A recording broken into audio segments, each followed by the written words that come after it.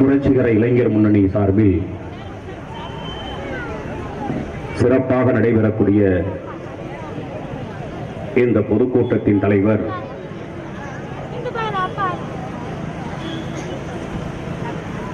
தோழர் மணிவண்ணன் அவர்களே, இந்த பொதுக்கூட்டத்தை முன்னின்று நடத்தி கொண்டிருக்கக்கூடிய தோழர் ஆண்டிச்சாமி அவர்களே, எனக்கு முன்னர் இந்த பொதுக்கூட்டத்தில் பங்கேற்று தமது கருத்துக்களை பதிவு செய்து அமர்ந்திருக்கக்கூடிய ஐக்கிய விவசாயிகள் முன்னணியின் மாவட்ட ஒருங்கிணைப்பாளர் தோழர் சந்தானம் அவர்களே, புரட்சிகர இளைஞர் முன்னணியின் பொறுப்பாளர் தோழர் முருகன் அவர்களே, உடன் வருகை தந்திருக்கக்கூடிய விடுதலை சிறுத்தைகள்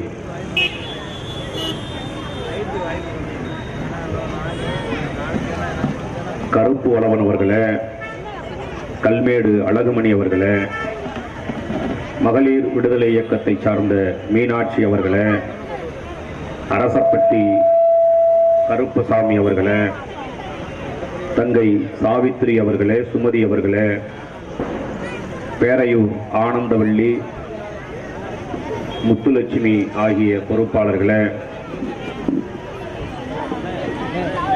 செம்பட்டி பாண்டி இளஞ்சிறுத்தைகள் எழுச்சி பாசறையின் சார்பில் பங்கேற்றிருக்கக்கூடிய கோகுலன், ஒன்றிய துணை செயலாளர் அரச காளிமுத்து, மகளிர் விடுதலை இயக்கத்தின் மாவட்ட செயலாளர் சரஸ்வதி, கல்லுப்பட்டி ஒன்றிய துணை செயலாளர் ராஜ்குமார் பெரியசாமி, கள்ளிக்குடி ஒன்றிய செயலாளர் தம்பி மாரியப்பன்,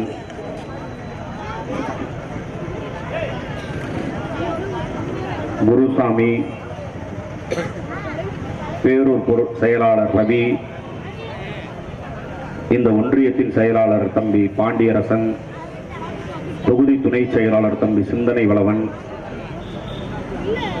புறநகர் மாவட்டத்தின் செயலாளர் தம்பி காளிமுத்து, மேனாள் மாவட்ட செயலாளரும் தற்போது மதுரை மாநகராட்சியின் மாமன்ற உறுப்பினருமான வழக்கறிஞர் அண்ணன் இன்குலாப், எனக்கு பின்னர் இந்த பொதுக்கூட்டத்தில் உரை நிகழ்த்துவதற்காக வருகை தந்திருக்கக்கூடிய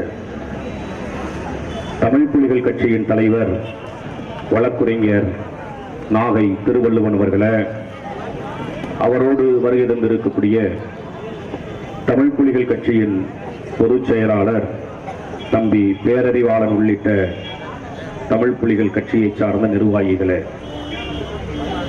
எனக்கு முன்னர் உரை நிகழ்த்தி விடைபெற்று சென்றிருக்கக்கூடிய திராவிட முன்னேற்ற கழகத்தின் மாணவரணி மாநில தலைவர் அன்பு சகோதரர் ராஜீவ்காந்தி அவர்களே, நிறைவாக நன்றியுரை ஆற்ற இருக்கக்கூடிய புரட்சிகர இளைஞர் முன்னணியின் பொறுப்பாளர் கார்த்திகை செல்வி அவர்களே, எதிரே இந்த பொதுக்கூட்டத்தில் பங்கேற்று மொழிப்போர் தியாகிகளுக்கு வீர வணக்கம் செலுத்தி அமர்ந்திருக்கக்கூடிய புரட்சிகர இளைஞர் முன்னணியின் அனைத்து மட்ட நிர்வாகிகளே, தோழமை இயக்கத்தின் பொறுப்பாளர்களே, இந்த நகரத்தின் வியாபார பெருங்குடி மக்களே, உங்கள் அனைவருக்கும் முதலில் நான் சார்ந்திருக்கும் விடுதலை சிறுத்தைகள் கட்சியின் சார்பில் என்னுடைய பணிவார்ந்த வணக்கத்தை தெரிவித்துக் கொள்கின்றேன். இந்த பொதுக்கூட்டம் புரட்சிகர இளைஞர் முன்னணி மொழிப்போர் ஈகியர்களுக்கு நினைவேந்தல் நிகழ்வாகவும் மாநில உரிமைகளை பாதுகாப்பதற்காகவும் இந்த பொதுக்கூட்டத்தை ஒருங்கிணைத்து மிக நேர்த்தியாக நடத்தி கொண்டிருக்கின்றார்கள். மொழி போராட்டம் தமிழகத்தில் எத்தகைய வீரியத்தோடு நடந்தது என்பது நாம் அனைவரும் அறிந்த ஒன்று. இடதுசாரி இயக்கத்தை சார்ந்தவர்கள், குறிப்பாக புரட்சிகர இளைஞர் முன்னணி ஒரு இடதுசாரி இயக்கமாக இருந்தாலும் மொழிப்போர் தியாகிகள் என்றால் அது திராவிட இயக்கத்தவர்கள்தான் நடத்த வேண்டும், திராவிட இயக்கத்தவர்கள்தான் அந்த நினைவு நாளை கொண்டாட வேண்டும் என்கின்ற நிலையை இன்றைக்கு புரட்சிகர இளைஞர் முன்னணி ஒரு இடதுசாரி அமைப்பாக இருந்தாலும் மொழிப்போர் தியாகிகளுக்கும் வீர வணக்கம் செலுத்துவது இடதுசாரிகளின் மிக முக்கியமான பணி என்று இந்த பொதுக்கூட்டத்தின் வாயிலாக நிரூபித்து காட்டியிருக்கிறார்கள். மொழி போராட்டம் திராவிட இயக்கத்தவர்களால் மிக மூர்க்கமாக இந்த மண்ணில் நடைபெற்றது என்பதை யாரும் மறுத்துவிட முடியாது. மொழி போராட்டம், மொழிப்போர் தியாகிகள் என்றாலே அது திராவிட இயக்க தலைவர்கள் தான் முன்னின்று நடத்தினார்கள். அவர்களுக்கான நினைவேந்தல் நிகழ்வை அல்லது வீரவணக்க நிகழ்வை நடராசன் தாளமுத்து அவர்களின் நினைவேந்தல் இடத்தில் ஆண்டுதோறும் அவர்களுக்கு வீரவணக்கம் செலுத்த வேண்டும் என்றால் அது திராவிட இயக்கத்தின் கடமைகளுள் ஒன்றாக ஒவ்வொரு ஆண்டும் நடைபெற்று வருவதை நாம் அனைவரும் பார்த்திருக்கின்றோம். இன்றைக்கு இடதுசாரிகள் இந்த களத்தில் மிக நேர்த்தியாக நிற்கிறார்கள் என்றால் மொழியை பாதுகாக்க வேண்டிய ஒரு தேவை இன்றைக்கு உருவாகி இருக்கிறது என்பதை நாம் உணர்ந்திருக்கின்றோம். தமிழ் மொழிக்கு ஒரு பேராபத்து சூழ்ந்து வருகிறது என்பதை புரட்சிகர இளைஞர் முன்னணி அறிந்திருப்பதனால் மொழியை பாதுகாக்க வேண்டியது நம்முடைய கடமை என்பதை அறிந்து இந்த பொதுக்கூட்டத்தை ஒருங்கிணைத்திருக்கிறார்கள். மொழியை பாதுகாக்க வேண்டும். இந்தி ஆதிக்கம் மீண்டும் தலை தூக்குவதற்கு தயாராகி கொண்டிருக்கிறது. இந்தி எதிர்ப்பு போரில் தமிழகத்தை தாண்டி இந்தியாவில் இருக்கக்கூடிய எந்த மாநிலமும் மிகப்பெரிய போராட்டத்தை நடத்தியது என்று வரலாறுகளில் கிடையாது. இந்தி எதிர்ப்பு என்றால், வடவர் எதிர்ப்பு என்றால், வடமொழி ஆதிக்க எதிர்ப்பு என்றால் அது தமிழ்நாடு தான், தமிழர்கள் தான் போராடி இருக்கிறார்கள் என்கின்ற வரலாற்றை நாம் கடந்த காலங்களில் பார்த்திருக்கின்றோம். இன்றைக்கு அதே நிலை உருவாகி வருகிறது. மொழியை பாதுகாக்க வேண்டிய, மொழியை காப்பாற்ற வேண்டிய ஒரு மிகப்பெரிய நெருக்கடி இன்றைக்கு உருவாகி இருப்பதை நாம் உணர்ந்திருப்பதனால், அறிந்திருப்பதனால் இந்த களத்தில் நாம் மூர்க்கமாக நிற்க வேண்டிய ஒரு தேவை இருக்கிறது. இடதுசாரிகள் என்றாலே ஆதிக்கத்தை எதிர்ப்பவர்கள், ஏகாதிபத்தியத்தை எதிர்ப்பவர்கள். ஆதிக்கம் எந்த வடிவத்தில் வந்தாலும் தன்னந்தனி மனிதனாய் நின்று அதை மூர்க்கமாக எதிர்க்கக்கூடிய போர்க்குணம் வாய்ந்தவர்கள் இடதுசாரிகள் என்பதை நாம் அறிந்து வைத்திருக்கின்றோம்.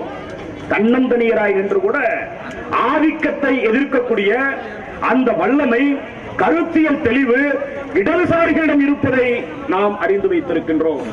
இன்றைக்கு இந்த களத்தில் மொழியை பாதுகாப்பதற்கு புரட்சிகர இளைஞர் முன்னணி மொழிப்போர் தியாகிகளுக்கு வீரவணக்கம் செலுத்துவதற்காக இந்த களத்தில் இருப்பது உள்ளபடியே விடுதலை சிறுத்தைகள் மனதார இதை வரவேற்கின்றோம், மனதார பாராட்டுகின்றோம்.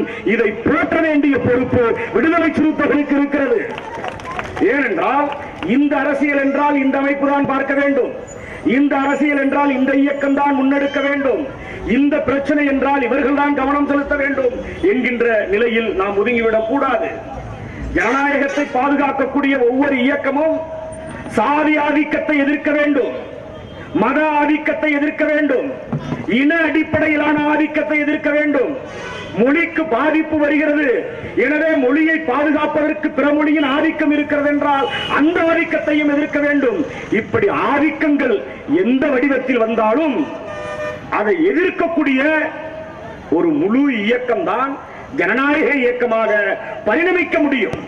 அந்த அடிப்படையில் இடதுசாரிகள் என்றாலே ஆதிக்கத்தை எதிர்ப்பவர்கள் ஏகாதிபத்தியத்தை மட்டுமல்ல, சாதி ரீதியான ஆதிக்கமாக இருந்தாலும், வர்ண அடிப்படையிலான ஆதிக்கமாக இருந்தாலும், வர்க்க முரண்பாடுகளாக இருந்தாலும், இதை எதிர்த்து குரல் கொடுக்கக்கூடிய ஒரு பேராற்றல் வாய்ந்தவர்கள் இடதுசாரிகள் என்பதை நாம் படித்திருக்கின்றோம், வரலாறுகளில் பார்த்திருக்கின்றோம். அதில் ஒரு வித்தியாசமான ஒரு புது கோணத்தை, வித்தியாசமான ஒரு புது பாதையை தமிழ்நாட்டில் பதிவு செய்து கொண்டு வந்திருப்பவர்கள் புரட்சிகர இளைஞர் முன்னணி தோழர்கள் என்பதை விடுதலை சிறுத்தைகள் கண்கூடாக பார்த்து வருகின்றோம். இதை வெளிப்படையாக சொல்வது விடுதலை சிறுத்தைகளின் கடமை. மொழிப்போர் என்றால் திராவிட இயக்கம் தான் நடத்தணும். மொழி போராளிகளுக்கு வீரவணக்கம் செலுத்த வேண்டும் என்றால் அது திராவிட இயக்கத்தவர்கள் நடத்தணும் என்கின்ற உண்மை இருந்தது. 1990களின் துவக்கத்தில் தமிழ்நாட்டில் ஒரு அம்பேத்கர் இயக்கம் மொழி போராளிகளுக்கு நினைவேந்தல் நிகழ்வை நடத்தியது, அல்லது 90களிலிருந்து தொடர்ச்சியாக நடத்தி கொண்டிருக்கிறது என்றால் அந்த பாதையை அமைத்தது திராவிட இயக்கத்திற்கு அடுத்து ஒரு அம்பேத்கர் இயக்கம் அந்த களத்தில் நின்றதென்றால் அது விடுதலை சிறுத்தைகள் என்பதை யாரும் மறுத்துவிட முடியாது. இது வரலாறு, இது வரலாறு. மொழி போராளிகளுக்காக ஆண்டுதோறும் நடராசன் தாரமுத்து நினைவிடத்தில் அஞ்சலி செலுத்தக்கூடிய, அந்த போராளிகளுக்கு வீரவணக்கம் செலுத்தக்கூடிய ஒரு அம்பேத்கர் இயக்கம் இருக்கிறது என்றால் அது விடுதலை சிறுத்தைகள் கட்சி. யாரும் மறுத்திட இயலாது. இப்படி மொழி போராட்டமாக இருந்தாலும், ஆதிக்கங்கள் எந்த வடிவத்தில் வந்தாலும் அந்த களத்தில் நிற்கக்கூடியவர்கள் தான் ஒரு ஜனநாயக இயக்கத்தை வழிநடத்தக்கூடியவர்களாக இருக்க முடியும். அப்படிதான் தமிழ்நாட்டில் தமிழ் பாதுகாப்பு இயக்கம் உருவானது. 60களிலே நடந்த போராட்டத்தை நாம் படித்திருக்கின்றோம். அப்போது நாம் பிறந்தவர்கள் கிடையாது. இன்றைக்கு மேடையிலே புரட்சிகர இளைஞர் முன்னணியின் சார்பில் ஒரு சில தோழர்களுக்கு பாராட்டு தெரிவித்தார்கள். இவர்கள் எல்லாம் 60-65 நடந்த இந்திய எதிர்ப்பு போராட்டத்தில் சிறைப்பட்ட தோழர்கள். அன்றைக்கு நாம் பிறந்திருப்பதற்கான வாய்ப்பு கிடையாது. 1935 முதல் மொழிப்போர், தந்தை பெரியார் அவர்கள் களம் கண்ட மொழிப்போர், அந்த போராட்டத்தை நாம் வரலாறுகளில் படித்திருக்கின்றோம். ஆனால் நேரில் பார்த்தது கிடையாது. நம்முடைய காலகட்டத்தில் 4ஆம் மொழி போராட்டம் என்று தமிழ் தேசிய தலைவர்கள் எல்லாம், தமிழ் இலக்கியவாதிகள் எல்லாம், தமிழ் தேசிய உணர்வாளர்கள் எல்லாம், மொழியை பாதுகாக்க வேண்டும் என்கின்ற உணர்வு படைத்தவர்கள் எல்லாம் ஒன்றிணைந்து உருவாக்கிய ஒரு அமைப்பு தமிழ் பாதுகாப்பு இயக்கம் என்கின்ற ஒரு அமைப்பு. அந்த அமைப்பின் தலைவராய் தலைமை பொறுப்பை ஏற்று வழிநடத்தியவர் விடுதலை சிறுத்தைகளின் தலைவர் அண்ணன் திருமாவளவன் என்பது ஒரு வரலாறு. இந்த மொழி போராட்டத்தில், மொழியை பாதுகாக்கக்கூடிய பயணத்தில் நாம் தலித்துகளின் பிரச்சனையை மட்டுமே கவனம் செலுத்த வேண்டும் என்பதில்லை. மொழியை பாதுகாக்கக்கூடிய களத்திலும், இனத்தை பாதுகாக்கக்கூடிய களத்திலும், மதவெறி ஆதிக்கத்தை எதிர்க்கக்கூடிய களத்திலும் நாம் இணைந்து நிற்க வேண்டிய ஒரு தேவை இந்த காலகட்டத்தில் மிக முக்கியமாக இருக்கிறது. இந்த காலகட்டத்தில் மிக முக்கியமாக இருக்கிறது. இங்கே நம்முடைய அன்பு குழந்தைகள் நாடகம் நடத்தினார்களே, மிக அருமையான ஒரு நாடகம், மிக அறிவுபூர்வமான ஒரு நாடகம், மக்களின் சிந்தனையை தூண்டிவிடக்கூடிய ஒரு நாடகத்தை இங்கே நடத்தி காட்டினார்களே. புரட்சிகர இளைஞர் முன்னணி தோழர்களின் வழிகாட்டுதலோடு அந்த நாடகம் இங்கே நடைபெற்றது. இந்த நாடகம் தான் இந்த பொதுக்கூட்டத்தின் மிகப்பெரிய வெற்றி. இந்த பொதுக்கூட்டத்தின் மிகப்பெரிய வெற்றி அன்பு குழந்தைகள் நடத்திய அந்த நாடகம் தான். ஒரே நாடு, ஒரே ஆட்சி, ஒரே மொழி, ஒரே தேர்தல், ஒரே பண்பாடு என்பது பன்மைத்துவத்திற்கு எதிரானது. பன்மைத்துவத்திற்கு எதிரானது என்றால் ஜனநாயகத்திற்கு எதிரானது. ஜனநாயகத்திற்கு எதிரானது என்றால் அரசியலமைப்பு சட்டத்திற்கு எதிரானது.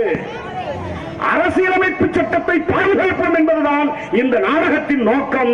அன்பு குழந்தைகள், அரசியலமைப்பு சட்டத்தை பாதுகாப்பதற்கு இளைய தலைமுறையாக இருக்கக்கூடிய இந்த குழந்தைகள் நம்முடைய அறிவை தூண்டிவிட்டு இருக்கின்றார்கள்.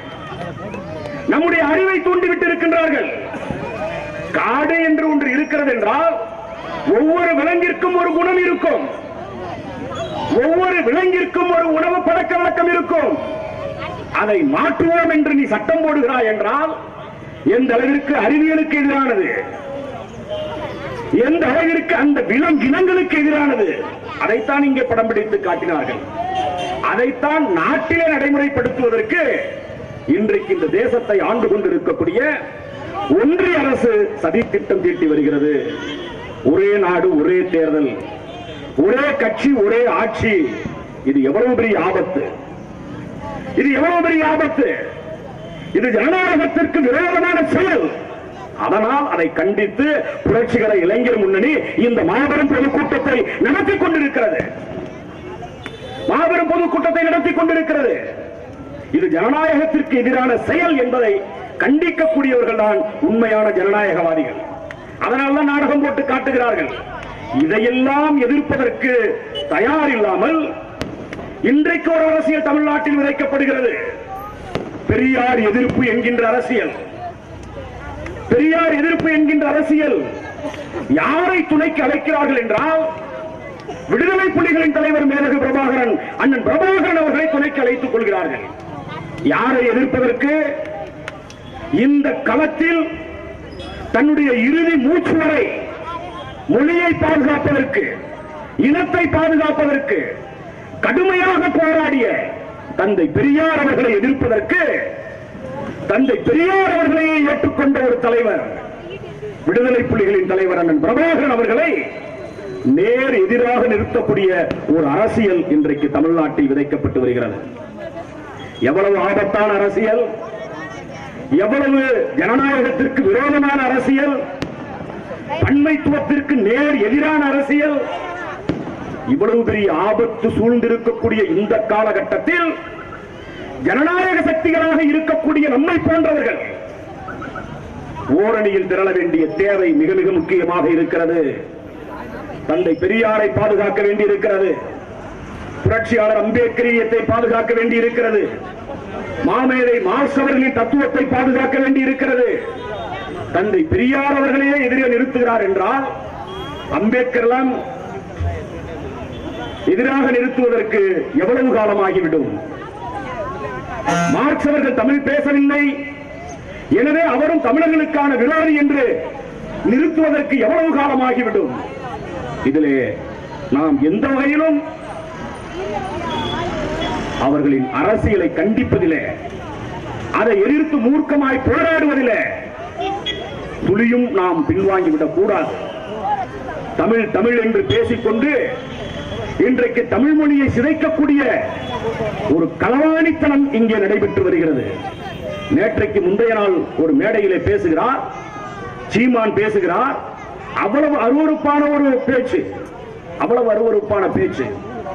ஆதிக்கம் என்பது எது என்று தெரியாமல், சுரண்டல் என்பது எது என்று தெரியாமல், ஒடுக்குமுறை என்பது எது என்று அறியாமல் பேசுகிறார். திருப்பி அடிப்பவனை எதிர்ப்பதுதான் உண்மையான வீரம். பார்ப்பனர்கள் திருப்பி அடிப்பதில்லை. அதனால் தமிழ்நாட்டில் இருக்கக்கூடிய ஜனநாயக சக்திகள் என்று சொல்லக்கூடியவர்கள் எல்லாம் பார்ப்பனர்களை எதிர்க்கிறார்கள் என்று பார்ப்பனர்களின் ஆதிக்கத்தை அறியாமல் இருக்கிறார். RSS ஆதிக்கத்தை அறியாமல் இருக்கிறார். சங் பரிவார்களின் சுரண்டலை அறிந்தும் தெரியாது போல் நாடகமாடுகிறார். சங் பரிவார்களின் ஆதிக்கம் அவருக்கு தெரியாதா? சங் பரிவார்களின் சுரண்டல் அவருக்கு தெரியாதா? சங் பரிவார்களின் ஒடுக்குமுறை அவருக்கு தெரியாதா? இன்றைக்கும் நாடாளுமன்றத்தை கட்டி ஆள்வது யார்? இன்றைக்கும் உச்ச நீதிமன்றத்தை கட்டி ஆள்வது யார்? 100 ஆண்டுகளுக்கு முன்னால் மாவட்ட நீதிமன்றங்களில் இன்றைக்கு தமிழ் சாதியை சார்ந்த பல்வேறு சமூகங்களை சார்ந்தவர்கள் இன்றைக்கு மாவட்ட நீதிபதிகளாக வர முடிகிறது. மாவட்ட நீதிபதிகளாக வந்து அமர முடிகிறது. உச்ச நீதிமன்றத்தில் இன்றைக்கும் அமர முடியவில்லை. 60-70 ஆண்டுகளுக்கு முன்புதான் மாவட்ட நீதிமன்றங்களிலேயே மாவட்ட நீதிபதிகளாக தமிழ் சாதியிலே பிறந்த, அது முக்குளத்தோர் சாதியா இருந்தாலும், நாடாரா இருந்தாலும், நாயக்கரா இருந்தாலும், செட்டியாரா இருந்தாலும், வன்னியரா இருந்தாலும், தலித்துகளாக இருந்தாலும், இந்த 60-70 ஆண்டு காலத்தில் தான் மாவட்ட அளவில் இருக்கக்கூடிய நீதிமன்றங்களில் அமர முடிகிறது. அதற்கு யார் காரணம்? அதற்கு யார் காரணம்? தந்தை பெரியார் அவர்களின் அயரான உழைப்பு தான் அதற்கு அடிப்படையான காரணம். இங்கே உயர் நீதிமன்றத்தில் அப்படிப்பட்ட வாய்ப்பு இன்னும் அமையவில்லை. ஒன்றோ இரண்டோ. உச்ச நீதிமன்றத்தில் எதுவுமே கிடையாது. உச்ச நீதிமன்ற நீதிபதிகளாய் இன்றைக்கும் ஆதிக்கம் செலுத்திக் கொண்டிருப்பவர்கள் பார்ப்பனர்கள். நாடாளுமன்றமாய் இருந்தால் அங்கே ஆதிக்கம் செலுத்திக் கொண்டிருப்பவர்கள் இன்றைக்கும் அவர்கள் இல்லை என்று மறுக்க முடியாது. தீர்மானிக்கக்கூடும் எதுவோ, தீர்மானிக்கக்கூடிய இடம் எதுவோ அந்த இடத்தில் இன்றைக்கும் அவர்களின் ஆதிக்கம் இருக்கிறது. வர்ணம்தான் இங்கு தேவை. மேல் சாதி கீழ் சாதிதான் அவசியமானது. எனவே இதற்கு நேர் எதிராக இருக்கக்கூடிய அரசமைப்பு சட்டத்தை சிதைக்க வேண்டும் என்பதுதான் அவருடைய நோக்கம்.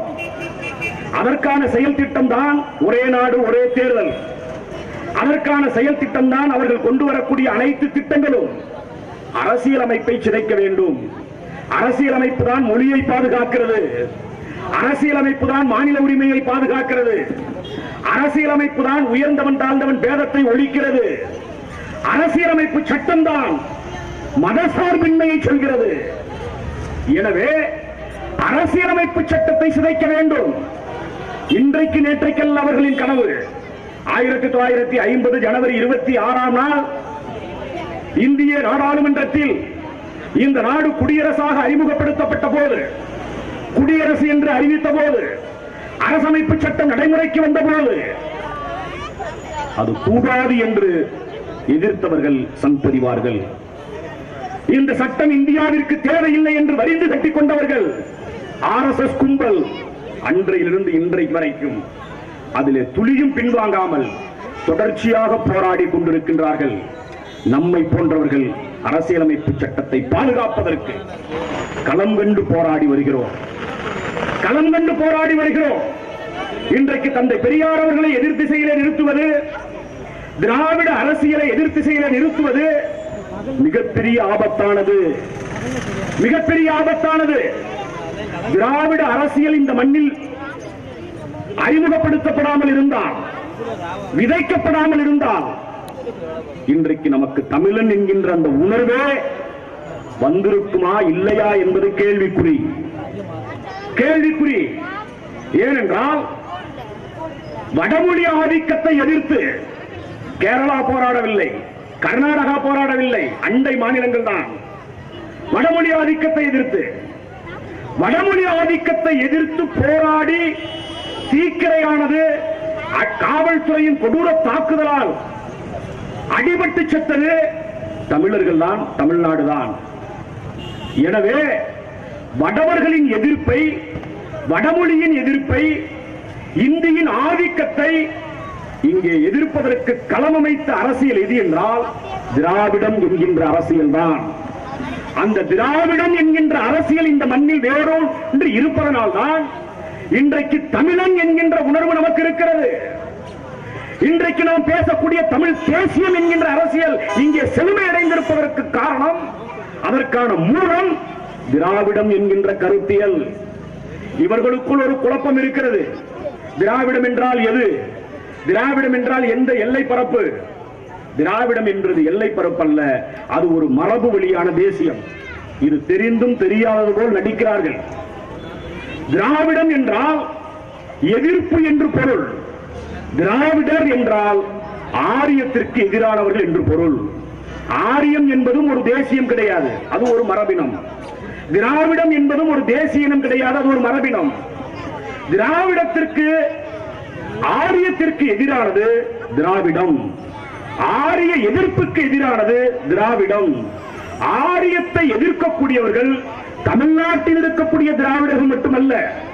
இந்த இடத்தில் மிக முக்கியமாக நாம் கவனிக்க வேண்டியது, திராவிடர்கள் என்றால் தமிழர்கள் தான் என்று சுருக்கி பார்க்கிறார்கள். ஆரியத்தை எதிர்ப்பவர் யாரோ அவர்கள் அனைவருமே திராவிடர்கள் தான். அப்படிதான் விடுதலை சிறுத்தைகள் புரட்சியாளர் அம்பேத்கரையே ஒரு திராவிடராக பார்க்கிறது. புரட்சியாளர் அம்பேத்கர் ஒரு திராவிடர். ஆரிய எதிர்ப்பாளர், RSS எதிர்ப்பாளர், சங்பரிவாரத்தை எதிர்க்கக்கூடியவர். அவர் யாராயிருந்தாலும், பிறந்த இடம் டெல்லியாக இருந்தாலும், பிறந்த இடம் மும்பையாக இருந்தாலும், பிறந்த இடம் பீகாராக இருந்தாலும், ஆரியத்தை எதிர்க்கக்கூடியவர்கள் திராவிடர்கள். அந்த திராவிடம் தான் இந்த மண்ணில் வடவர்களின் ஆதிக்கத்தை எதிர்த்தது. வடமொழியின் ஆதிக்கத்தை எதிர்த்தது. அதனால் இன்றைக்கு நாம் தமிழன் என்கின்ற உணர்வை பெற்றிருக்கின்றோம். தமிழ் தேசியம் என்கின்ற அரசியலை செழுமைப்படுத்தி வளர்த்திருக்கின்றோம். சீமான் போன்றவர்கள் பேசக்கூடிய தமிழ் தேசியம் என்பது இன்றைக்கு விடுதலை சிறுத்தைகள் சொல்வது போல் சாதிய தமிழ் தேசியவாதிகள் உயர்த்தி பிடிக்கக்கூடிய தமிழ் தேசியம். சாதிய தமிழ் தேசியம் என்று ஒரு பெயர் வைத்திருக்கின்றோம். விடுதலை சிறுத்தைகளின் வருகைக்கு முன்னால் தமிழ் தேசியம் வெறும் மொழி அடிப்படையில் பேசப்பட்டு வந்தது. சாதி ஒழிப்புடன் கூடிய தமிழ் தேசியம் என்கின்ற புது அரசியலை இந்த மண்ணில் விதைத்தவர்கள் விடுதலை சிறுத்தைகள். இன்றைக்கு சாதிய தமிழ் தேசியவாதிகளால், சீமான் போன்றவர்களால் பெரியாரை எதிர்த்துக் கொண்டு பெரியாரின் அரசியலை சிதைப்போம் என்று கனவு கண்டு கொண்டு முயற்சி செய்து வருகிறார்கள். இந்த முயற்சி என்றைக்கும் அவருக்குத்தான் பாதிப்பை ஏற்படுத்துமே ஒழிய தமிழ்நாட்டிற்கு பாதிப்பை ஏற்படுத்தாது, தமிழகத்திற்கு பாதிப்பை ஏற்படுத்தாது. ஏனென்றால் தமிழ்நாடு தந்தை பெரியார் அவர்களாலும், தந்தை பெரியாரை போல் திராவிட இயக்க தலைவர்களாலும் பண்படுத்தப்பட்ட ஒரு மிகப்பெரிய கருத்தியல் செறிவுள்ள ஒரு மண். எனவே சீமானின் பேச்செல்லாம் இங்கே எடுபடாது. இந்த இடத்தில் தோழமையோடு ஒன்றை சுட்டிக்காட்டுகின்றோம்.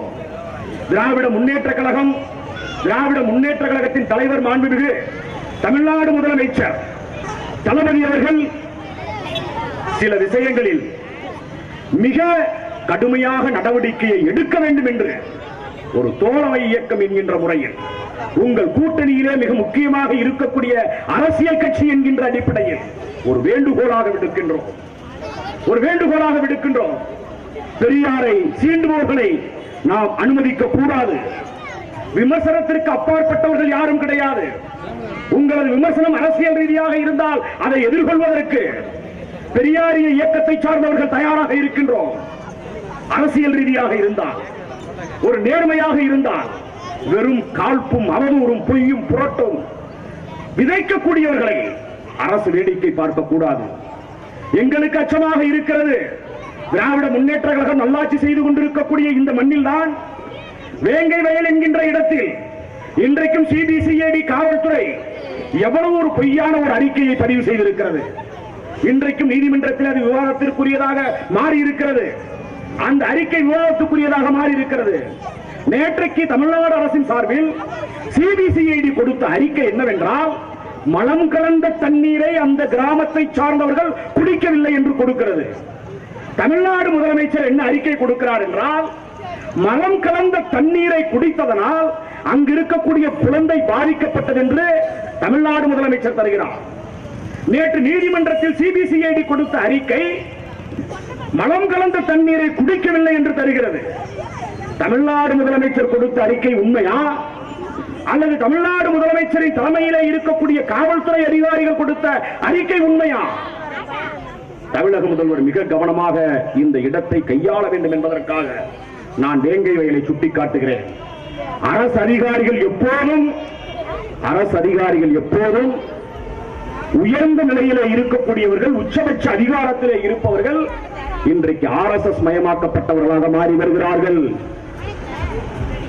RSS மயப்பட்டவர்களாக மாறி வருகிறார்கள். உயர்மட்ட இடத்தில் இருக்கக்கூடிய அதிகாரிகள், அவர்களை தமிழ்நாடு முதலமைச்சர் மிக கவனமாக கண்காணிக்க வேண்டும் என்று புரட்சிகர இளைஞர் முன்னணி நடத்தக்கூடிய இந்த மொழிப்போர் தியாகிகள் நினைவேந்தல் நிகழ்வின் மூலமாக விடுதலை சிறுத்தைகள் தமிழக அரசுக்கு வேண்டுகோள் விடுக்க கடமைப்பட்டிருக்கின்றோம்.